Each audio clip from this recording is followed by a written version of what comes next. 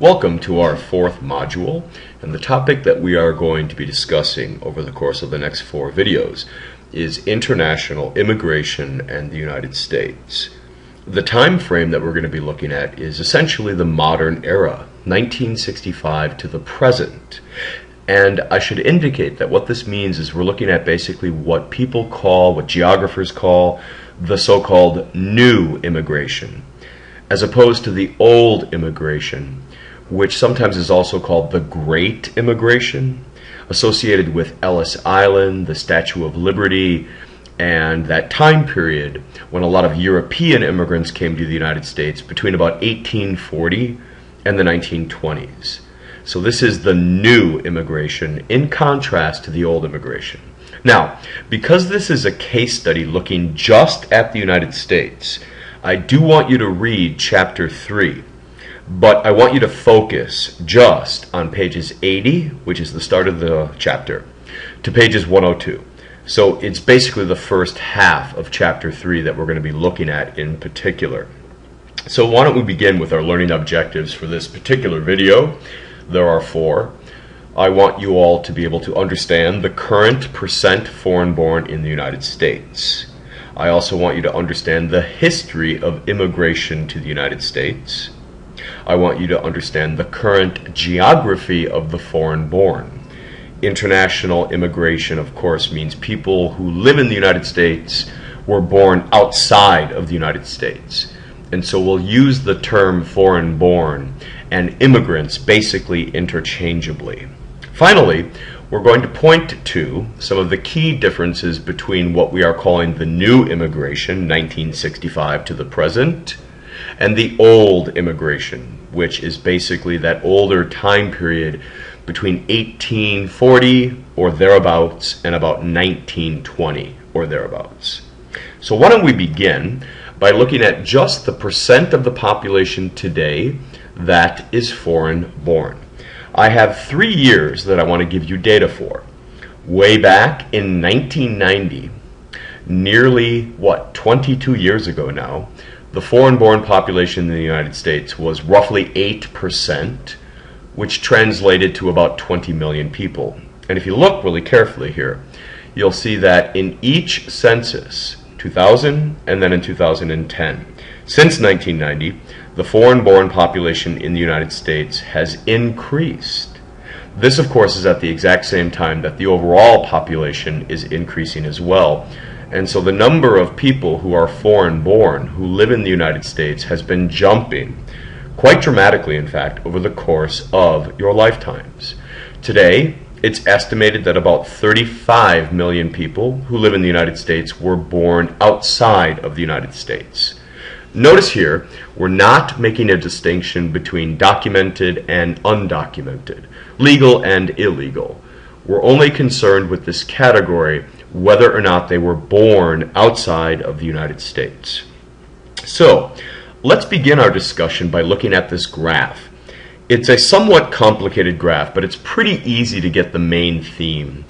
It's a timeline, and it begins in 1830, and then every 10-year census subsequently, all the way to the year 2000.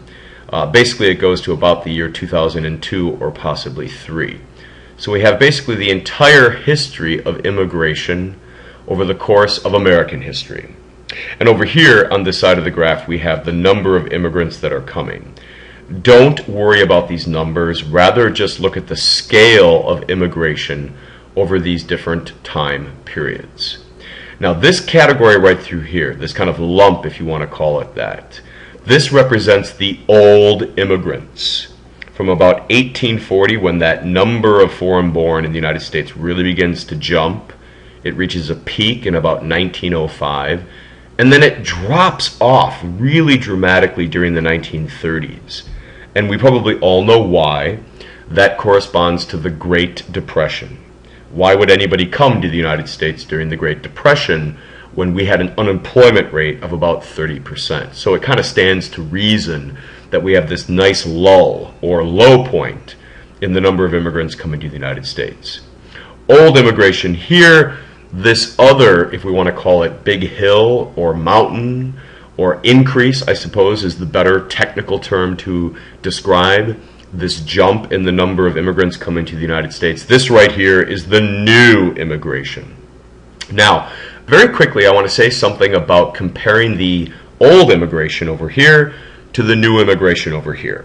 First off, notice this. In terms of number of immigrants coming, the era that we are living in right now is without question the most important. The 2000 and aughts, in other words, from 2000 to 2010, that decade right there, the United States received more immigrants than in any other decade of American history. So these new immigrants here, in terms of numbers, have basically eclipsed, in terms of scale and magnitude, the old immigration over here. There's something else that I need to point out, and that is, where are the immigrants coming from? The old immigration was largely, not exclusively, but almost overwhelmingly and largely from one place and one place only, and that was Europe. If you look carefully here, the blue represents Northern and Western Europe, the yellow represents Southern and Eastern Europe. So together, these two European locations represent the overwhelming majority of immigrants who are coming to the United States. In contrast, the new immigration is much more global in its composition. And that kind of stands to reason. We live in a more globalized time. This era is defined by borderlessness and mobility, so it kind of makes sense that immigration as well has become globalized. Now notice, there are still European immigrants coming to the United States, but they're a much smaller, at least comparably, share of the overall number of people who are coming to the United States. Rather, and in contrast, the two largest streams today are from Latin America and Asia. And that's a point that we'll see again and again and again. Now there's one more thing that I want to talk about before we move on. There is a critical watershed year, and that critical watershed year is 1965, represented by right about where I have my cursor right now. Notice that after 1965 is when we really get this dramatic increase in the number of immigrants coming. That is because it turns out that in 1965 is exactly when the United States changed its immigration laws. And I won't get into the details, but what we basically did is we made it somewhat easier for immigrants to come to the United States. We got rid of some of the biases, we got rid of some of the quotas, and the result is that more immigrants began to come to the United States. Let's move on to another topic, and that is the geography of the new immigration within the United States. This is a map from the year 2000, so it's a little out of date, but trust me, not much has changed in terms of the geography of the immigration population in the United States today. The way that it's done is they're showing us the geography of the population that was born outside of the United States. And if you look over here at the legend, it's very hard to see, but the United States average is about 11%. So these two darkest categories of blue, those are areas where you have a concentration, a disproportionate concentration of the foreign-born. Well, let's talk about this geography. When you give this map a really quick glance, the first thing that stands out is this right through here. It looks like the area nearest the border with Mexico is really important to the geography of the foreign-born. Now that's true. In fact, the entire borderland area is a place where the percent of the foreign-born is well above the national average. However, a lot of these counties in through here, in Texas, New Mexico, Arizona, and California, have relatively few people. And so, in fact, the borderland, although clearly a special region within the United States, it's actually not that important with regard to the percent of the foreign-born overall. Rather, two places really stand out, or maybe what I should say is two categories of places really stand out. The first is the entire west coast of the United States, stretching from San Diego, Los Angeles, San Francisco, Portland, and Seattle. The entire west coast of the United States is a really important region with regard to the percent of the population that was born outside of the United States. I hope that this basically makes sense. If a big share of the new immigrants are coming from Asia, Quite obviously, the Pacific coast of the United States is more proximate to Asia. It's probably going to play a role not unlike New York City way back in the late 19th century, as a place that receives a lot of new immigrants to the United States. And in fact, that's exactly the case. The other category of places that are really important are big metropolitan areas. So let me point out a few, and that will then help us understand this geography. Let's look at the Midwest. What really stands out? It's this right here. That is the Chicago metropolitan area. Look at specifically Michigan. What really stands out is Detroit. Look at the Northeast. That is Washington, D.C., New York, and Boston. In the South, what really stands out is Atlanta. And then over here in Florida, the entire southern tip of Florida, which is basically Miami. Now, the point of all of this is that a really large share of the new immigrants are attracted to our biggest cities. It is, in fact, our biggest cities where the lion's share of the new immigrants have settled. And that makes sense. There's all sorts of reasons. One, big cities have a lot of economic opportunity. There also might be the role of chain migration. If I have a friend who immigrated 5 years ago from my country and they live in Chicago, I might follow them to Chicago because they're going to help me get a job and so on. So, to summarize, the geography of the foreign-born, what really stands out is A, the West Coast, and then secondly, perhaps even more importantly, the biggest metropolitan areas.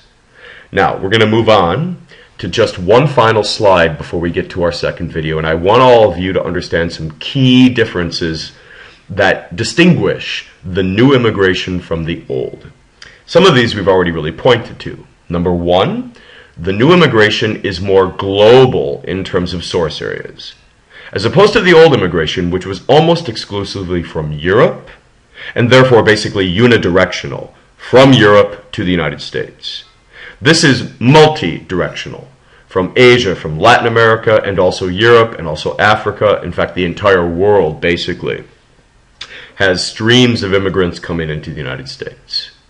There's another really important distinguishing characteristic, and that has to do with the internal geography, meaning where do they settle.